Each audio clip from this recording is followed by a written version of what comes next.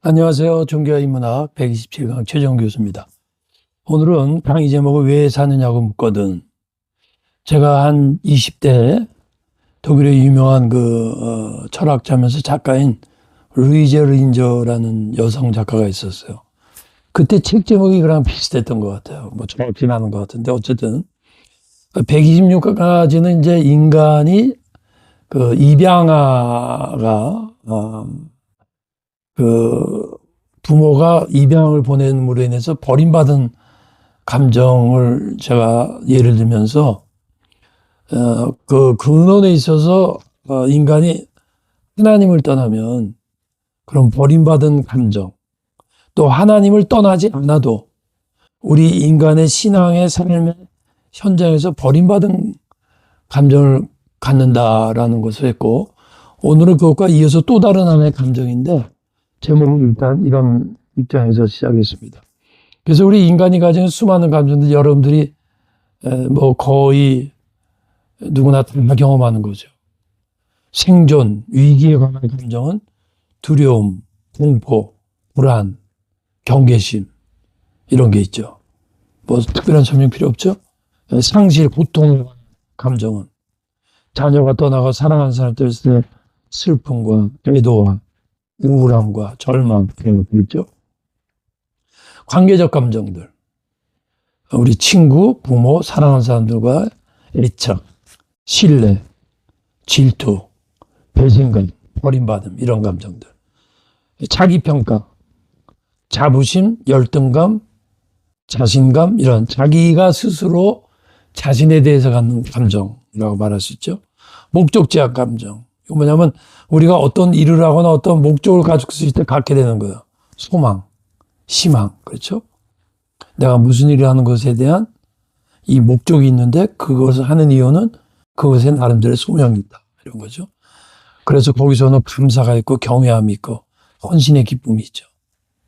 꼭 뭐 목사, 선교사 아니더라도 나름대로 자기가 하는 일에 헌신한 사람은 목적지향적인 헌신에서 오는 기쁨이 있죠. 존재함. 이거는 인간이라고 하는 존재. 여러분, 동물에게는 이런 거 없습니다. 인간이라고 하는 정신적이고 영적인 존재성에서 오는 감정이에요. 공허함, 무의미함, 만족감, 자존감. 근데 이런 공허함, 무의미의 감정은 그 핵심적 특징이 뭐냐면 이제까지 말한 감정과는 다른 종류의 다른 범주에 속하는 거예요. different category에 있는 거예요. 그래서 많은 감정 중에 하나가 아니라 모든 이런 감정들이 기반이 무너지는 거예요. 우리가 누구를 질투한다. 어떠한 소망이 있다는 것은 무언가의 대상이 있고 말 그대로 거기에 관계가 있기 때문에 그래요. 그런데 공허하다 그러면 그런 모든 것이 무너져 버리는 거예요. 기반이 없어지는 거예요. 무의미하니까. 진짜 무의미함을 깊이 느끼는 사람은 어떤 사람에게 질투도 안 느껴요. 공허함도 안 느껴요. 이 일종의 정신적 질병이다. 이렇게 우리가 표현할 수 있습니다. 그래서 전도서에 헛되고 모든 것이 헛되다. 이 솔로몬 왕의 고백인데 솔로몬 왕은 권력가였고 지혜자였고 산인가였고 건축가였고 예술가였고 철학자였어요. 그 영역을 다 했어요. 근데 왜 이런 고백이 나와요? 히브리어에 헤벨이라는 말은 비어있다, 붙잡을 수 없다라는 거. 이건 무슨 말이냐면 인간이 세상의 어떤 피조물을 통해서 참된 의미를 발견할 수 없다라는 것을 말한 게, 그러니까 인간이라고 하는 존재는, 그러니까 우리가 존재라는 단어밖에 제일 합당한 말이 없어요.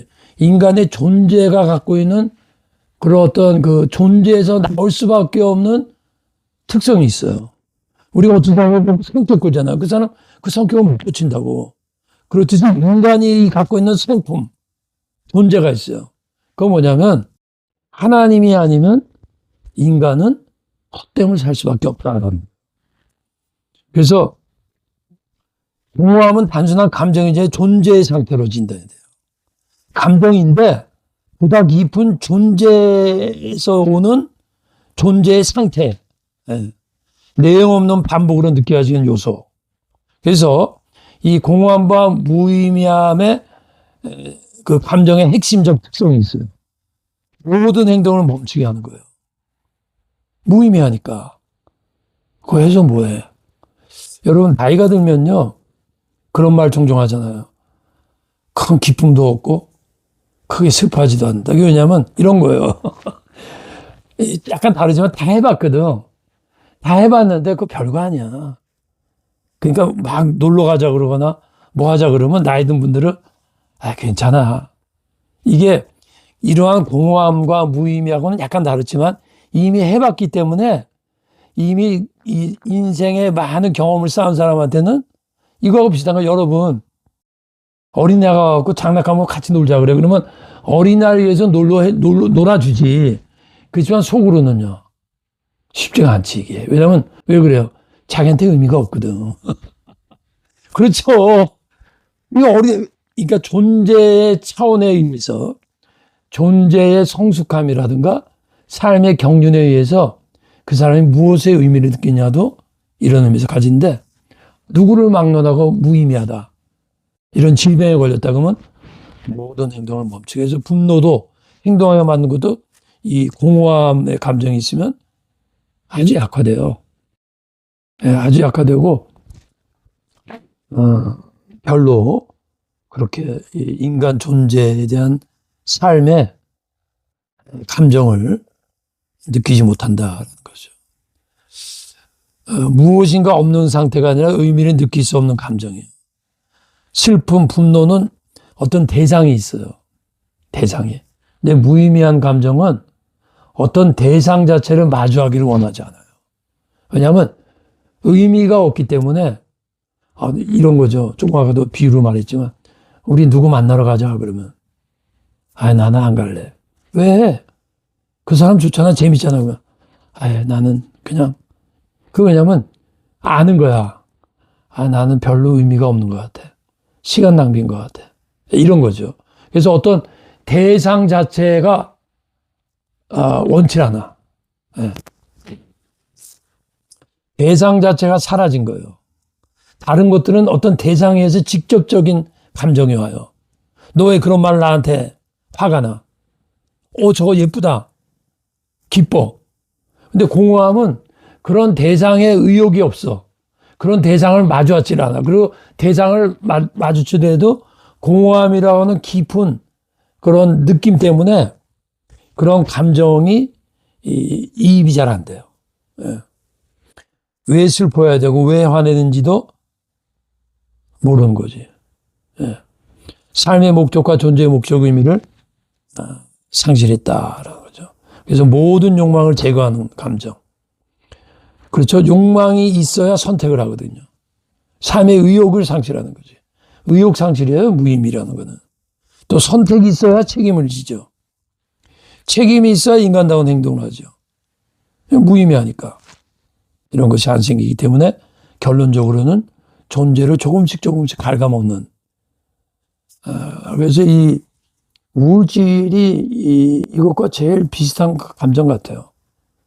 저는 우울증까지는 아니지만은 사람마다 우울할 때가 있잖아요. 그러면 이런 감정을 여러분이 더 어느 정도 여러분 좀 우울하고 그러면 어떻죠? 일단은 뭐든지 하기 싫어요. 그러니까 우울증과 무의미함과 공허함은 짝 같아, 짝. 똑같은 건 아니지만 둘 중에 하나가 있으면 서로 그걸로 연결이 된다. 모든 것이 유치하게 보이는 게 인격적으로 성숙해서가 아니라 희망 자체를 갖지 않기 때문에 유치해 보이는 거지. 마치 어린아이가 장난감 갖고 놀자고 했을 때 자기한테는 어린아이를 위해서는 놀아주지만 속으로는 뭐야? 유치한 거지. 그래서 모든 행동과 선택을 차단하는 감정. 공허함은 고통스럽지만 동시에 마비된 감정이에요. 공허함은. 그 감정이 없는 거지. 내가 이거 손으로 여기 딱 때리면 아프거나, 뭐 이렇게 말 그대로 느낌이 오잖아요. 이게 마비되면요. 때려도 모르고, 찔러도 모르고, 정신적 문둥병이죠. 해야 할 이유가 사라지고 하지 말아야 할 이유도 없는 거예요. 그래서 동기체제를 무너뜨리기 때문에 결국 영적, 정신적, 신체적 자살, 자포자기의 감정이 되는 거예요. 그 순간이 되면 이전된다. 그래서 나를 아는 자도 없고 피난처도 없고 나를 돌본 자도 없나이다.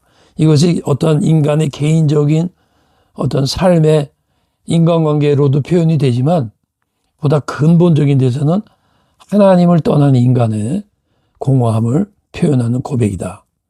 사람이 홀로 있고 그 영혼이 만족하지 아니하나니.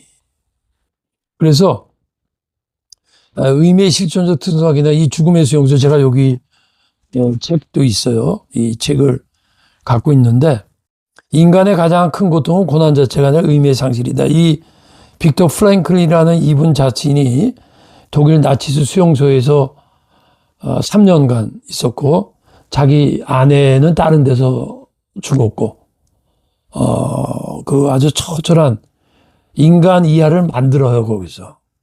단순히 가둬놓는 게 아니라, 이전에도 제가 몇 번 말씀드렸는데, 유대인 스스로 하여금 우리는 인간도 아니야, 동물도 아니라는 것을 아주 극한 상황을 만들어 놔가지고, 아주 말 그대로 무의미한 삶을 이제 살게 하는 거죠.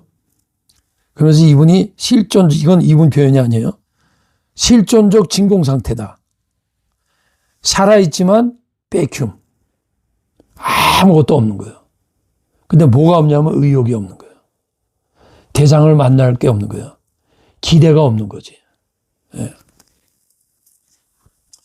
그래서 이분이 그 경험한 거에 의하면 수용소에 있는 모든 사람들은 같은 죽음과 폭력과 공포에 있지만 그 안에 사람들, 그러한 환경에 대한 반응과 결과에 엄청난 차이가 있어갖고 그것을 이분이 이 책 속에 다 기록해요. 그 사람이 이랬는데, 그리고 이 사람이 그때 다 적어 놓고, 좀 이따 나오지만 거기 경험을 바탕으로 로고스 테라피. 그게 뭐냐면 어떤 상황에서도 의미를 갖고 있는 사람은 살아난다. 그래서 어떤 사람은 빠르게 무너진다는 거예요. 이 아주 30, 40대 그 청년이, 제일 건강해 보이는 청년이 어느 날 꿈을 몇 번 꿨대요. 그러면서 자기가 크리스마스 이후가 되면 여기서 자기를 불러준다고 아주 100% 믿더래요. 그래서 자기가 좀 이상하다 그랬는데, 아닌 게 아니라 1월이 돼도 이 청년이 나가질 않으니까 그냥 푹 쓰러지더래요. 다리 그냥 어느 날 그냥 1월 어느 날인가 푹 쓰러지더니 그 다음날 죽더래요. 아무 원인 없이. 예. 어떤 사람은 끝까지 인간다움을 유지하며 살아간다. 신체적 조건이나 진행의 유무에 있지 않다. 극단적 삶의 고난 자세, 고통을 견딘 사람들의 공통점은 의미를 꽉 붙들고 있는 사람들이다. 의미를 꽉 붙들고 있는데, 여러분, 우리가 조그만 고통이나 반복되는 이런 지루한 생의 이 권태, 파스칼이 인간이 제일 견디기 어려운 것이 가난이 아니라 권태라 그랬어요. 그래서 오늘날 많은 오락들이 유럽의 중세시대의 귀족들에 의해서 만들어진 거예요. 그 원인이 뭐냐면 권태를 못 이기겠다는 거야. 그런데 그만큼 인간에게는 권태는 의미가 없는 거거든요. 그걸 못 이기는데 심각한 고통이든지 그런 삶의 아주 모든 것이 갖춰진 것이든지 인간이 거기서 의미를 발견하기가 굉장히 어려워요. 근데 의미를 꽉 붙들고 있는 사람들은 뭐냐면 그 속에서도 의미를 찾았다, 의미를 발견했다라기보다는 내가 지금은 이해가 안 되지만 여기에도 분명 의미는 있을 것이라는 것을 느끼는 게 아니라 믿는 거예요. 제가 보기엔 그래요. 우리 기독교인으로 말하면 내 현재의 삶이 바로 욥의 고백이거든요. 도저히 이해가 안 돼. 이렇게 봐도 저렇게 봐도 이해가 안 돼. 모순이고 인생이라는 게 논리로 설명이 안 돼요. 그럼에도 불구하고 살아갈 수 있는 이유는 뭐냐? 내가 살아가는 이유가 뭐냐? 그것은 하나님의 사랑을 믿고 내가 지금은 모르지만은 여기에는 의미가 있다는 것을 뭐예요? 이해하는 게 아니라 믿는 거예요. 그러니까 의미를 붙드는 것이 믿음의 행위니까. 그럼 믿음의 행위도 여러 행위가 있는데 그 중에서도 우리가 무엇을 하나 어떤 일을 하는 것을 부여하고 동기를 부여케 하는 믿음이 의미를 붙드는 믿음이에요. 더 쉽게 말하면 내가 지금 유튜브를 찍어요. 근데 어떻게 솔직히 계속 해야 되나 그런 생각도 있어요. 조금 어떨 때 무의미한 것 같아요. 왜냐하면 조회수도 별로 많지 않고 단순히 조회수를 말하는 게 아니라 이게 일방적으로 강의하다 보니까 이게 몇 명이 제가 좀 그만치 얘기해 주셔서 죄송합니다. 솔직히 말씀드리는 거예요. 이게 조회수도 그렇고 또 하나는 그런 의미에서 여러분 반응의 댓글 좀 올려주세요. 이게 반응이 없어요. 그러면 무슨 생각하냐면 사람들이 듣고 나서 별로 내 강의에 대해서 의미를 못 느끼나? 그러면 나는 할 이유가 없지. 여러분이 어떻게 생각하면 나름대로 시간과 이게 다 이거 하는 거예요. 이런 거예요. 가끔 어쩌다 그런다는 거지 뭐. 근데 내가 왜 합니까? 왜 합니까? 여기는 분명히 내가 하는 일에는 누구인가 유익을 주는 믿음을 갖고 있는 거예요. 그래서 제 사역뿐만이 아니라 여러분이 직장에서 일할 때도 하기 싫어도 되는 건 일단 아내 자녀들 먹여 살려야 되니까 그것도 의미 부여죠. 그것도 의미 부여요. 근데 그런 의미 부여는 다가오니까 느껴지는데 그렇지 않은 경우도 많잖아요. 이런 말 많이 하잖아 서로. 우리 왜 해야 돼? 왜 살아야 돼? 이게 제목이잖아요. 그러면 왜 살아야 하느냐? 왜 사느냐를 묻거든. 간단해요. 의미가 있어야 살아요. 근데 의미가 있는 것은 항상 느껴지는 게 아니에요. 의미를 믿어야 돼. 어떻게 믿어 의미가 있다는 거예요? 하나님을 믿음으로 믿는 것이다. 그래서 아직 끝나지 않은 사명 같은 말이에요. 내가 현재는 이해가 안 되고 받아들이기 어려도 이 속에서 분명 나의 위대한 인류와 우주의 역사를 주관하시는 하나님의 섭리가 있습니다. 왜 그걸 우리가 믿죠? 예수님이 참새 5마리가 헬리는 것도 땅에 떨어지는 것도 하나님의 주권에 있다는 거지. 하물며 여기서도 왜 살아야하는지 아는 사람인데 저 같은 이렇게 표현하고 왜 살아야 하는지 의미를 믿음으로 붙드는 사람은 거의 모든 상황에서 어떻게든 견딜 수 있다. 그래서 우리는 고통이 있든지 또 너무나 고통이 없어서 옛날 유럽 귀족들과 같이 무의미하게 느끼든지 어떤 인간이라는 것을 우리는 나야 되었을까. 그래서 미국의 그 샌프란시스코에 안셀름이라고 하는 도시가 미국에서 가장 부자였는데 자살률이 제일 높아요. 왜 그래요? 사람은 떡으로만 살 것이 아니요 의미를 먹고 사는 사람이다. 그 의미는 하나님의 말씀에서 온다는 거죠. 그 다음에 비슷한 얘기라 빨리 넘어갑니다. 고통의 의미 없는 저주로 본 사람은 붕괴했어. 왜 의미 없는 저주로 보죠? 인간으로서는 그렇게밖에 안 돼요. 모든 인간은 똑같아요. 고통이 있건 없건. 왜? 믿음이 없으면 의미가 없어요. 그래서 이분이 나중에 로고테라피로 오스트리아 빈 어디선가 유명한 많은 치유법을 이제 유명한 의사예요. 닥터 프랭클린. 그래서 이분이 뭐라고 하냐면 여기 보면 고통에 대한 태도의 자유에 따라 달렸다고 그랬어요. 근데 그 자유는 어떤 자유냐 이거죠. 주어진 상황에 대해 어떤 태도를 취할 것을 선택하는 자유예요. 이런 어려움과 이랬을 때 어떻게 할 그 자유는 정치적 자유도 아니고 심리적 쾌락도 아니고 실존적 자유인데 그 실존적 자유는 단순한 심리학을 넘어선다. 제가 이제까지 말한 거예요. 무슨 말이에요? 여러분 그냥 인간은요 다 똑같아요. 똑같은 일을 반복하면 의미가 없어요. 너무나 괴로우면 살고 싶지 않아요. 또 너무나 편해도 의미를 못 느껴. 그건 인간이에요. 근데 그런 것이 뭐냐면 인간의 본성의 심리학이에요. 그걸 넘어서는 게 뭐예요? 이제까지 말한 거예요. 오직 믿음이에요. 인간은 쾌락을 추구한 존재가 아니고 의미를 요청받는 존재라는 거. 이게 정말 이 성경의 말을 이분이 이렇게 실존적으로 다르게 표현한 거죠. 근데 의미를 만들어내는 게 아니라 상황 속에서 발견되는 거라는 거. 근데 이분은 그 상황 속에서 어떻게 발견하는 그 근원이 뭐를 말을 안 해요. 하나님이에요. 하나님 없이는 발견이 안 돼요. 하나님 없이 발견되는 거는 자기 스스로 발견하는데 그것은 그보다 더 강한 환경이 오면 무너지게 돼 있어요. 이해가 되죠? 그러니까 어떤 환경이라는 데서는 어떤 환경이 와도 하나님을 붙드는 믿음. 근데 그 하나님을 붙드는 믿음도 잘 안 되죠, 솔직히. 예. 그럼 어떻게 해야 돼요? 기도하는 거죠.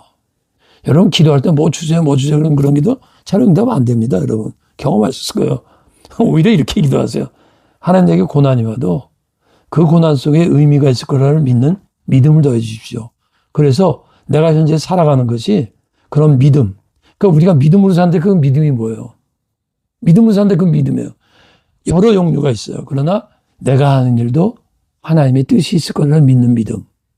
거기에 의미를 내가 믿음으로 부여하는 거. 그런 게 있으면 우리가 계속 전진하잖아요. 그래서 하나님을 믿는다는 것은 심리적인 관점에서 볼 때 하나님 신뢰하는 거고요. 감정적인 차원에서 하나님 사랑을 경험하는 거예요. 지성적인 차원에서 하나님의 진리를 깨닫는 거예요. 실제적으로 하나님의 구체적 도움을 얻는 거예요. 영적으로는 영혼의 새로움과 죄사함을 얻는 거예요. 실존적인 거냐? 삶의 의미를 하는 거예요. 삶의 의미를 믿는 거예요. 의미가 있다. 믿고 하는 거죠. 원인은 이전에 말한 대로 우리는 존재하는 자들에 불려진 자예요. 컬링 빙이에요. 그러니까 우리가 하나님부터 불려받았기 때문에 존재가 하는 거예요. 성경은 하나님께서 인간을 창조했다는데 그 창조라는 거는 어떤 육체적인 존재론적인 건데 그 지금까지 말한 의미의 관점에서 보면 하나님께서 불려졌기 때문에 의미를 발견할 수 있다 그 얘기예요. 그래서 인간은 자기 생성 존재가 아니에요. 이 말은 뭐냐면 내 스스로 존재하고 내 스스로 의미를 발견할 수 있는 존재가 아니고 호명된 존재야. 하나님이 불렀기 때문에 내가 존재하듯이 하나님 안에서 내 삶의 의미를 발견할 수 있는 그런 의미다라는 거죠. 하나님이 사람을 부르시되 내가 있기 전에 불렀기 때문에 있는 거예요. 이게 예정론이에요. 내가 내 자유로 구원이 있는 게 아니, 구원을 믿음으로 구원 얻는 게 아니고 하나님이 선택한 부름이 있기 때문에 그 안에서 내가 믿음을 갖게 된다. 그래서 인간은 autonomous being이 아니에요. responsive being이에요. 우리는 반응하는 존재예요. 하나님 앞에 응답하는 존재라는 거지. 그 응답 속에서 의미가 나오는 거예요. 불림 속에서 존재가 된 거예요. 내가 존재해서 불려간 게 아니고 불렸기 때문에 존재한다는 거지. 의미도 내가 의미를 찾아서가 아니라 하나님 안에서 의미를 찾는다는 거죠. 인간의 그래서 내가 하나님으로부터 불렸다, 부름받았다는 인식, 그 믿음이 있을 때 내가 하는 행동의 선택의 의미가 있는 거예요. 조금 전에 제 자신 말했죠. 내가 비록 부족하지만 유튜브 종교의 힘으로 하는 것은 이걸 선택한 이유는 이것은 하나님께서 나에게 주신 소명이라는 인식이 있기 때문에 하는 거죠. 그래서 부름을 모르거나 사라지면 단순히 삶은 사건들의 연속이 되는 거예요. 행동과 선택을 계산으로 해버려. 요거 한 뭐가 나오지? 의미를 안 따져. 내 의미가 있으면 그러니까 여러분 이거요.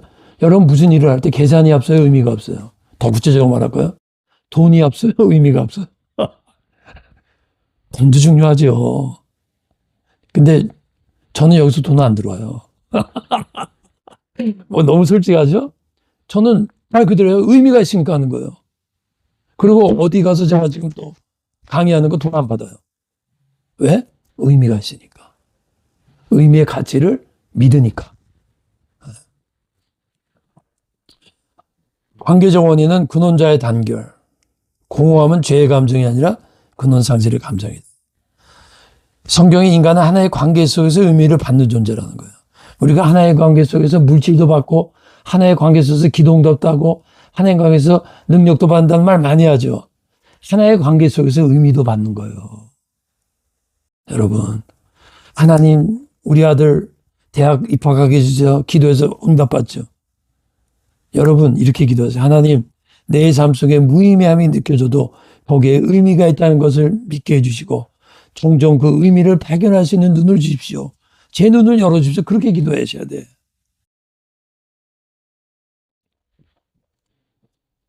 존재는 남아있으나 외전에서 사라지면 좀 빨리 지나가겠습니다. 시간이 됐기 때문에. 하나님의 부재가 인간 내부에 남긴 정서적 흔적은 죄책감이 아니라 의미의 결핍이다.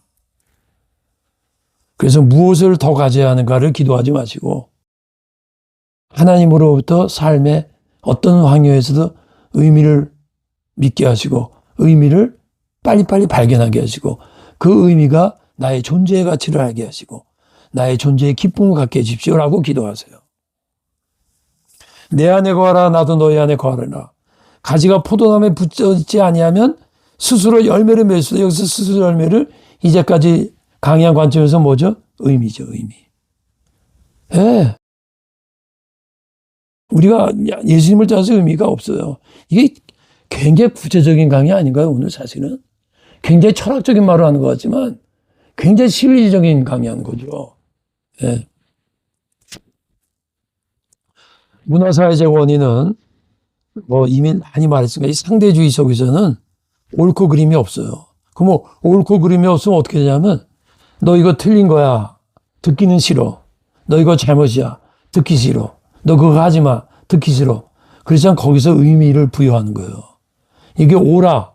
하지 말라는 게 옳지 않은 거지만 이게 옳은 거야. 왜 옳은 거냐? 의미가 있기 때문에 옳은 거야. 의미가 없으면 옳지 않은 건데 상대주의 사회 속에서는 그런 게 없어지니까 의미가 상실되는 거예요. 대신에 왜 좋아하는 거냐면 밖에서 찾으라는 거예요. 그 밖에 하나님이 아니라 의미를 스스로 생산하라는 거지. 이게 오늘날이에요. 결론적으로 빨리 이거 할게요. 이 엘리야가 아시다시피 바알 선지자들과 싸우잖아요. 하나님께 기도해서 불이 내려가지고 450명 바알 선지자 다 죽이잖아요. 예? 근데 이런 고백을 한다고. 왜 이런 고백이 나오죠? 본인은 이것을 했으면 이제 나라가 바뀌고 아까 이사벨이 와서 무릎 꿇고 국민들이 이스라엘 민족이 확 일어나갖고 하나님은 살아계시다면서 체제를 바꿀 줄 알았는데 오히려 이세벨이 너 죽이겠다 그러니까 당내로 도망간 거예요. 왜 도망가냐면 이제까지 엘리야가 한 사역의 의미가 없는 거예요.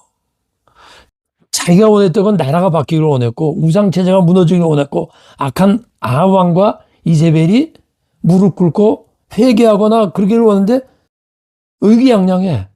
오히려 자기 죽이겠다 그래.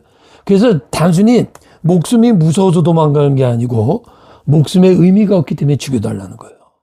보다 깊은 거예요. 나는 내 조상보다 거기서 뭐가 와요? 자기 어떤 자랑이 아니라 자기 사역이 의미가 없다는 거야. 예. 내 사역 이렇게까지 했는데 그러면서 자신의 정체성이 붕괴되는 거예요. 여러분 정체성이 붕괴되면 우울증이 오는 거예요. 정체성이 붕괴되면 존재 의미가 없어진다는 거거든요. 그거 엘리야가 이렇게 표현하는 거예요. 하나님께 보내는 마지막 신호가 죽어달라는 게 이거예요. 모든 것이 이제까지 체제 잘못된 것이 다 무너져야 되는데 그게 안 무너지니까 내가 무너지겠다는 거야. 내가 끊어지고 내가 세상에서 끊어지겠다는 거예요. 왜? 내가 이제까지 한 목적이 의미가 없다는 걸 느끼니까. 하나님은 응답하지 않으니까. 신앙의 실패가 아니라 삶의 의미를 신에게서만 받던 존재가 그 의미가 더 이상 안 오니까 공허하며. 그래서 엘리야의 공허함은 개인적 우울감보다 하나님과의 관계, 사명, 자기 이해가 동시에 흔들리는 거야. 네. 기대인 거 이제까지 설명드렸죠. 이제 끝나야 할 것이 끝나지 않고 오히려 더 우상체제가 그대로 있고 공동체가 이스라엘 민족도 그때뿐이고 여러분 제가 가르쳤죠. 신앙인이라고. 우리는 엘리야와 같은 본질상 같은 거를 이 세상에서 겪는 거예요. 제가 조금 전에 말했지만 내가 사역하다 왜 지칩니까? 어떤 사람은 이렇게 바빠도 그래도 힘이 납니다. 그 뭐예요? 의미가 있는 거야. 왜 힘이 나요? 이것 때문에 자녀가 공부도 잘하고 자녀가 열심히 공부도 하고 그러니까 자기 고생에 보람이 있단 말을 표현하죠. 우리는 보람. 그게 안 되니까 살 의미가 없어요. 이렇게 되는 거죠. 네, 세계의 전환을 기대했는데 네? 괴리감이 온다라는 거예요. 하나님의 침묵. 하나님은 그 순간에 직접 말을 안 해줘요. 여러분 의미는 아까도 말했지만 때로는 오랜 시간이 지난 다음에 의미를 발견하는 거예요. 하나님은 자 표현하면 어마어마한 우주 역사를 거기를 지금 역사의 어떠한 그 방향과 목적성을 가지고 이끌어가고 있는 거예요. 나는 나의 삶 속에서 내가 발견하는 의미가 없으면 하나님이 무심하다. 하나님이 침묵한다 그러지만 하나님은 침묵을 하셔도 다 알고 계세요. 하나님이 하나님의 운영을 스탑한 게 아니고 내가 못 보는 거고 볼 수가 없는 거지. 왜? 하나님이 이런데 내가 강아지가 어떻게 내가 이 강의를 어떻게 알아들어? 강아지가 어떻게 인간의 계획을 알아요? 하나님은 이런 영적, 신체적, 영적 탈진 상태에 있는 엘리야에게 전인적, 현실적 관심을 가지고 다시 회복시키신다라는 거죠. 그래서 내가 여기 있음이 왜냐 그때 물어보는 거죠. 네 스스로를 다시 한번 점검해봐라. 그리고는 끝까지 말 안 하지만 나중에 알게 하시죠. 감사합니다.